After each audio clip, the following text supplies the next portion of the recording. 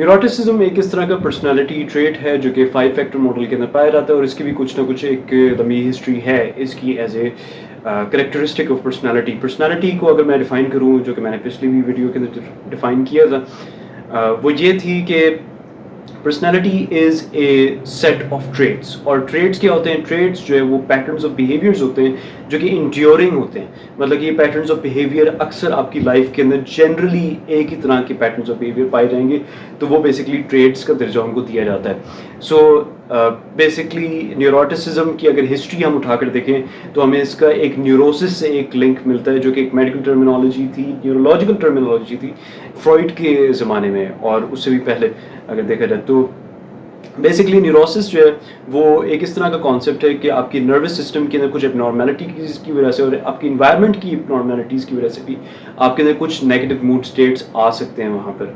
और ये negative mood states इस तरीके से आ सकते हैं कि वो अनकॉन्शियस तरीके से आते हैं। सो जो पर्सनैलिटी डायमेंशन के हवाले से जो बात की थी वो ज़्यादातर फ्रॉइड के बाद की गई थी।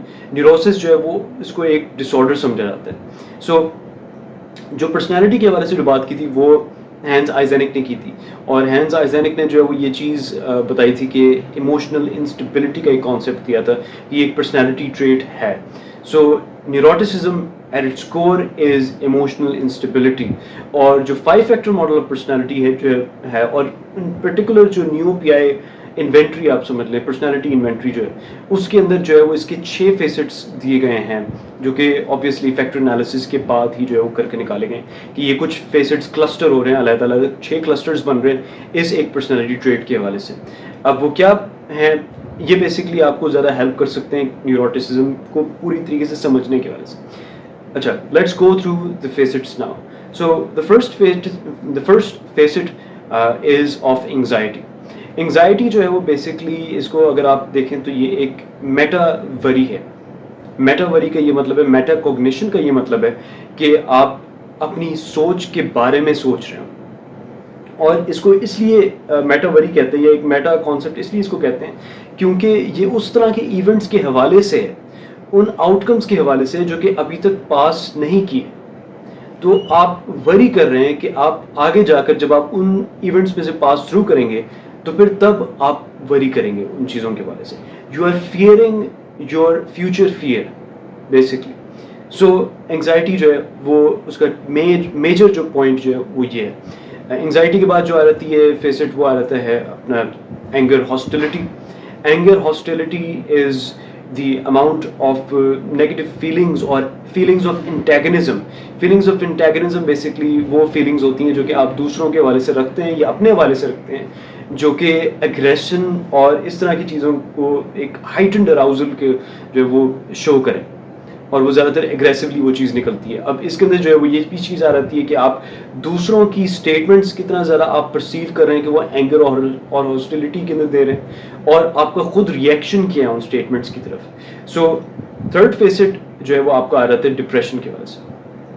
डिप्रेशन, जैसे कि एंग्जाइटी की मैंने बात की थी कि ये फ्यूचर इवेंट्स के हवाले से होता है, डिप्रेशन जो है वो ज़्यादातर आपके प्रेजेंट और पास्ट इवेंट्स के हवाले से होता है, जिसके हवाले से आप रिफ्लेक्ट करते हैं कि उन्होंने आपको किस तरीके से अफेक्ट किए, ठीक है, किस तरीके से आप पर असरअंदाज आप हुए उन इवेंट्स की वजह से।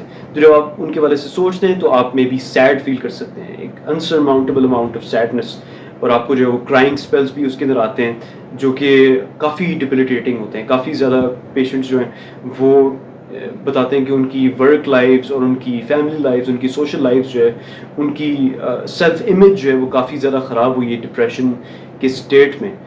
एंग्जाइटी और डिप्रेशन दोनों जो है वो अलग से सेपरेट डिसऑर्डर्स हैं, मेजर डिप्रेसिव डिसऑर्डर्स है, और साथ में जो है जो जनरलाइज एंग्जाइटी डिसऑर्डर है। तो एंग्जाइटी के और भी आगे डिसऑर्डर्स आ जाते हैं, लेकिन डिप्रेशन जो है वो बेसिकली आपके जो इवेंट्स हो चुके हैं या अभी जो आपकी प्रेजेंट स्टेट है, इस पर आप जब रिफ्लेक्ट करते हैं तो आपको जो है वो सैडनेस महसूस होती है, वर्थलेसनेस महसूस होता है, और साथ में जो है वो आपकी एनर्जी जो है वो काफ़ी लो हो जाती है वहाँ पे।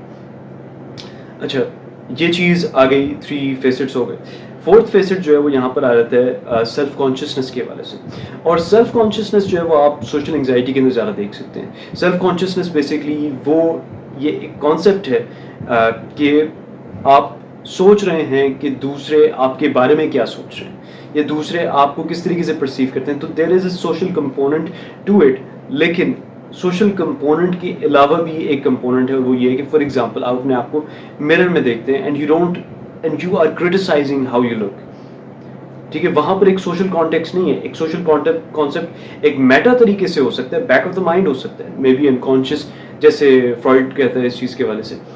लेकिन इसके अंदर जो है वो ज़्यादातर आपके अपने हवाले से सेल्फ क्रिटिकल थाट्स जो हैं वो ज़्यादातर आ जाती हैं सेल्फ कॉन्शियसनेस के अंदर, लेकिन self critical not in a productive way, in a way कि आपको जो है वो अपनी स्टेट जो है वो एक नेगेटिव स्टेट लगती है, एक बुरी स्टेट लगती है। ये 4 फेसेट्स हो गए। जो 5वां फेसेट है वो है आपकी वनरेबिलिटी का। Vulnerability is the susceptibility of a person towards stress. अब वनरेबिलिटी या ससेप्टिबिलिटी का क्या मतलब है? इसका ये मतलब है कि कितना ज़्यादा आप दूसरे जो आपके इर्द गिर्द जो स्ट्रेसर्स चल रहे हैं, एनवायरमेंटल स्ट्रेसर्स जो चल रहे हैं, कितना ज़्यादा आप पर असरअंदाज हो सकते हैं। अब ये चीज़ देखी गई है कि फॉर एग्जांपल साइकोसिस के अंदर जो डायथीसिस मॉडल जो है, स्ट्रेस वनरेबिलिटी का जो एक कॉन्सेप्ट जो है वहाँ पर, वो शो करता है कि अगर कुछ लोगों के अंदर वनरेबिलिटी ज़्यादा है अपने एनवायरमेंटल स्ट्रेसर्स की तरफ, कि वो ज़्यादा उनको असरअंदाज कर सकते हैं, उन पर ज़्यादा असर कर सकते हैं, तो इस चीज़ की वजह से साइकोसिस डेवलप होता है। इनफैक्ट बहुत सारे जो आपके साइकियाट्रिक मसाइल होते हैं, जो साइकोलॉजिकल मसाइल होते हैं, साइकियाट्रिक और साइकोलॉजिकल पे भी मैं एक अलग से वीडियो बनाऊंगा, क्योंकि यहाँ पर एक इम्पॉर्टेंट कुछ बातें हैं जो कि कहने वाली हैं। इन एनी केस आपके जो साइकोलॉजिकल इश्यूज होते हैं उनका जो प्रेसिपिटेटिंग इवेंट जो होता है, जो पॉइंट जो होता है जहाँ से वो ओरिजिनेट करते हैं, वहाँ पर आप वनरेबल होते हैं स्ट्रेसर्स के हवाले से। So vulnerability is in that sense. फिर जो है जो लास्ट में आ जाती है, ये मैं किसी ऑर्डर में बाय द वे नहीं बयान कर रहा हूँ, लेकिन ये सारे के सारे फेसेट्स हैं, they are not ordered in any way.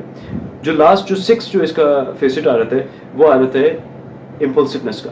Impulsiveness की मैंने बात की एंटी सोशल पर्सनैलिटी डिसऑर्डर के अंदर, और कैसे impulsiveness is basically the failure to plan properly ahead and just go into an action without thinking about it properly. Basically ये है इम्पल्सिवनेस, कि आप किसी चीज़ के हवाले से किसी एक स्टिमुलस को परसीव करें और आप जो है वो उसके हवाले से सोचें नहीं ज़्यादा, आप जो है वो अपनी पहली सोच या दूसरी सोच या बहुत ही कम टाइम के अंदर फ़ौरन आपका एक नीचर रिएक्शन हो वहाँ पे, वो इम्पल्सिवनेस है। अब इम्पल्सिवनेस जो है वो इस चीज़ में भी आ सकती है कि फॉर एग्जांपल आप किस तरीके से दूसरों की तरफ हॉस्टिलिटी से बिहेव करते हैं, हॉस्टिलिटी से रिस्पॉन्ड करते हैं। इम्पल्सिवनेस जो है वो इस चीज़ के अंदर भी आ जाती है कि किस तरीके से आपके सामने अगर कोई एक प्लेजरेबल चीज़ रखी जाए तो आप उसको हासिल करने के लिए आप अपने इर्द गिर्द की सराउंडिंग्स को नहीं देखते, सोशल कन्वेंशंस को नहीं देखते, और आप जो है वो उसके अंदर यू डाइव इनटू इट। सो ये 6 फेसेट्स हैं न्यूरोटिसिज्म की। अगर आप कुछ ऐड करना चाहते हैं तो you can leave that in the comment section below. अगर if you have any suggestions और you want to start a discussion, please feel free to do so, and until next time, ख्याल रखिए।